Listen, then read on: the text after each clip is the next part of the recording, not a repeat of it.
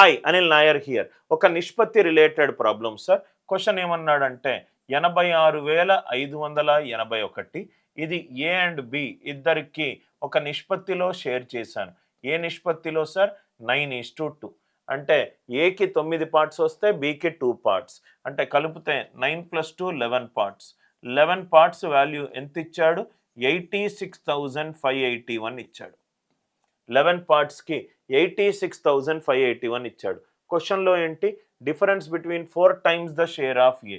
4 times 9 36 and 10 times the share of B 10 times 2. 4 9s are 36.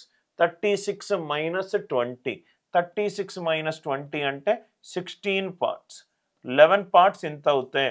16 parts ఎంత అవుతుంది? ఇంతవరకు clear కదా సార్? ఇక్కడ మనము right most non zero digit logic use చేద్దాం.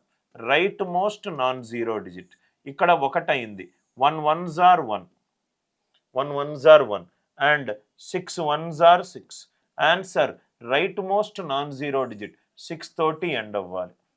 6 తోటి ఎండ్ అవ్వాలి. Are you all with me? Next one వచ్చేసరికి 2 ఆప్షన్లు ఉన్నాయి. అంటే ఇది 16/11 ఇంటూ 86,581 అయింది. హారంలో డిజిటల్ సమ్ ఎంత ఉంది? 2 ఉంది. పైన కింద 5 తోటి లబ్ధం చేయండి. పైన కింద 5 తోటి లబ్ధం చేయండి. ఎందుకు చేస్తున్నాను సార్? హారం డిజిటల్ సమ్ 1 చేస్తున్నాను. 16 డిజిటల్ సమ్ 7. 8 + 1 9. 14 + 5 19. 19 అంటే 1 ఇంటూ 5 ఇది 1. 7 5s are 35. 35 డిజిటల్ సమ్ ఎంత? 8. ఆన్సర్ డిజిటల్ సమ్ 8 ఉండాలి. ఎక్కడుంది సార్? 6 + 3 + 9 పోయింది. 1 + 2 + 5 8. అంటే ఈ క్వశ్చన్కి ఆన్సర్ ఏంటి? Right option B.